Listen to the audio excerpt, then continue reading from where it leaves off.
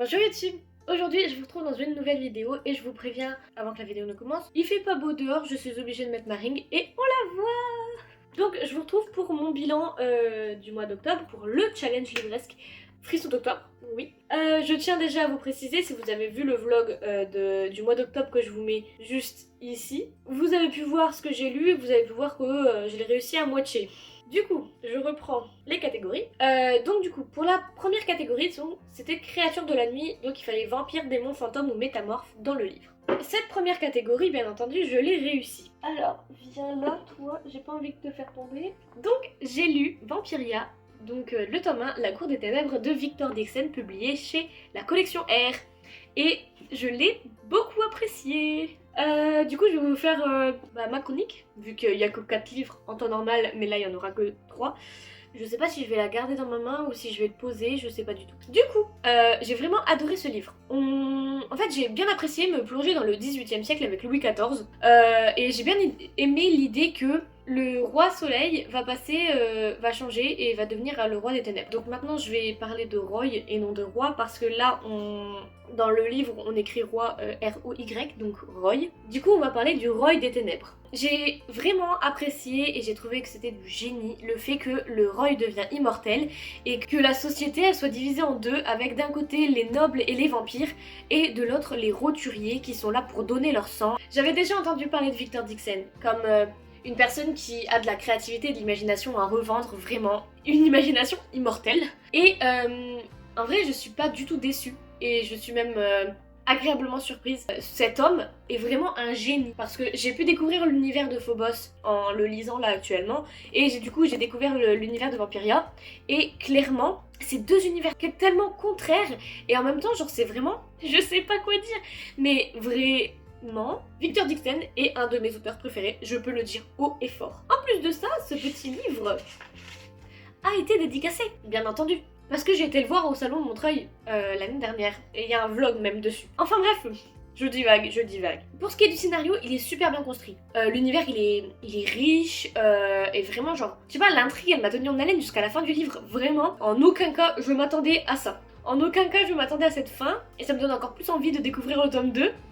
Du coup, pour le pitch, on retrouve Jeanne de Froidelac, qui est une roturière, et sa vie va basculer. Du jour au lendemain, elle va passer de l'horreur, elle va passer de sa vie de roturière à l'horreur et le sang. Et clairement, une fois ce basculement passé, elle va vouloir se venger et va tout faire pour survivre et pour que son plan de vengeance se termine, quoi, devienne réel. Et clairement en fait j'ai tout de suite accroché avec ce personnage parce que elle a un caractère vraiment important et je me retrouve là-dedans. Et en même temps, elle a beaucoup d'imperfections, beaucoup de défauts qui font d'elle une personne vraiment réelle en fait. Et c'est ce que j'ai apprécié le plus, je pense, dans ce personnage, c'est qu'elle est super intelligente et rusée, ça, il y a aucun problème là-dessus.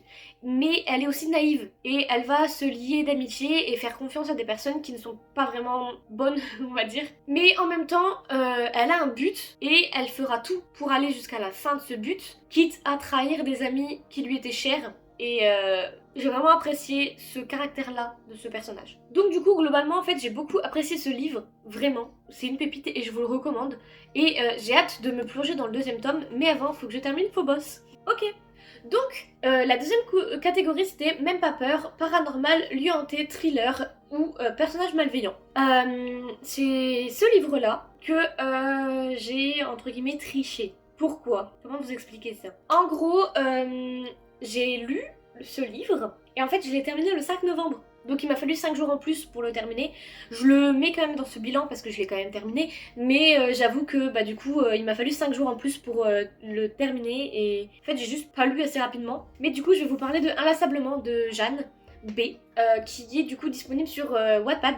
Parce que c'est une fanfiction d'Harry Potter. En vrai de vrai, j'ai vraiment apprécié ce livre et il m'a fait passer par toutes les émotions possibles et inimaginables, réellement. Il m'a fait passer de la joie à la tristesse, mais en un rien de temps. Et c'est pour ça que je dirais que ce livre, c'est vraiment une mine d'or pour tous les sentiments que tu peux ressentir en le lisant et en même temps pour retrouver l'univers d'Harry Potter, parce que réellement, moi, c'est une de mes sagas préférées de mon adolescence. Et en plus de ça, tu retrouves Draco, quoi. Il est là, le bébé, il est là avec son papa.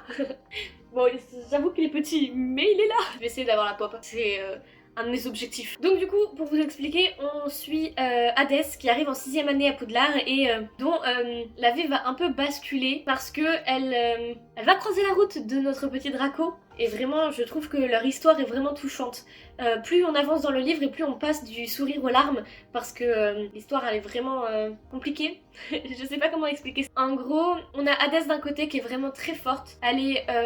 C'est un personnage vraiment magnifique, je trouve. Elle a ses défauts, ça c'est pas... C'est un peu comme tout le monde. Et elle a sa propre histoire d'un côté où vraiment ses parents l'ont malmenée et du coup ça a fait d'elle la personne qu'elle est actuellement. Et on a Draco de l'autre qui lui aussi a une histoire assez tumultueuse et qui va devoir vivre avec ça, avec le fait que son père a fait une erreur et que du coup ça retombe sur Draco. Et donc du coup leur vie va se croiser et je trouve ça magnifique. Ce que j'ai vraiment apprécié c'est que l'auteur a réussi à placer des mots sur des sujets quand même assez difficiles et assez problématiques qu'elle explique dans l'avant-propos avant que vous lisiez le livre, vous savez de quel sujet je parle. Et j'ai vraiment beaucoup apprécié le fait qu'elle parle de ces sujets-là, le fait qu'elle ne les rende pas, qu'elle les rende importants et qu'elle leur donne leur importance dans le livre. Et clairement, je trouve qu'elle a donné un rôle important à Draco, un rôle qu'il aurait dû avoir dans les Harry Potter, même si, ok, c'est un personnage secondaire, mais pour moi, il aurait dû quand même avoir un rôle un peu plus important dans les Harry Potter. Et là, il a le rôle qu'il aurait dû avoir. Et vraiment, je kiffe. Voilà, je kiffe vraiment. Et je remercierai jamais assez Jeanne de m'avoir fait découvrir ce livre qu'elle a écrit, bien entendu, parce que réellement, elle a mis des mots sur des sentiments et des mots sur des attentes. Et j'ai kiffé, voilà. Du coup, 3ème catégorie du challenge, c'était 6 pieds sous terre, revenant, clairvoyance, nécromancie. Et celui-ci, je n'ai pas réussi, malheureusement. Et ensuite, 4ème catégorie, c'était préparons Saman. Et donc, c'était sorcellerie, magie ou féminisme. J'ai triché, j'ai lu un manga. Parce que je savais que j'allais pas pouvoir lire un roman. Surtout le roman que j'avais mis dans cette catégorie. Parce qu'il était énorme.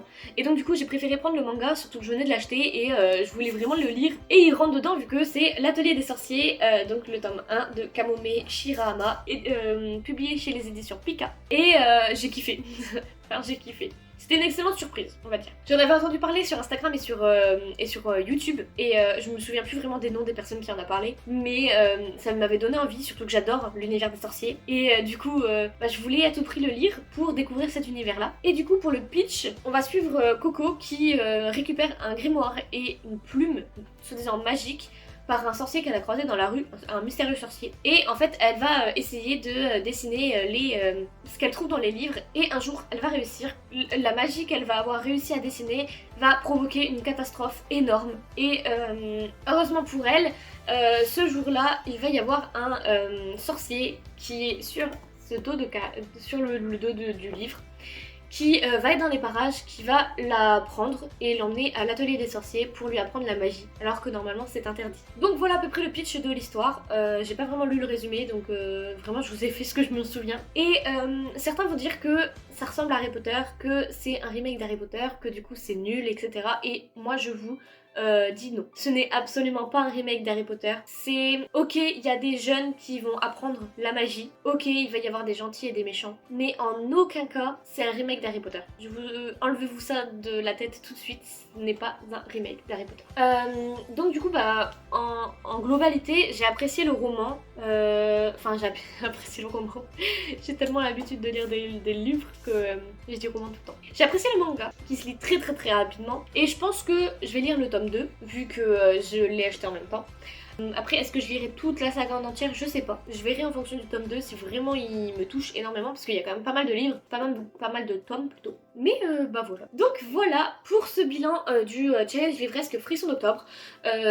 Donc du coup, on va dire que j'ai réussi à moitié. On est sûr et certain, j'en ai lu 2 pendant le mois d'octobre, et le 3e, il m'a fallu 5 jours de plus. Mais ça va encore. Donc voilà, je vous retrouve vendredi prochain pour une nouvelle vidéo. Lisez beaucoup, écrivez beaucoup, et moi je vous fais de gros bisous. Bye bye.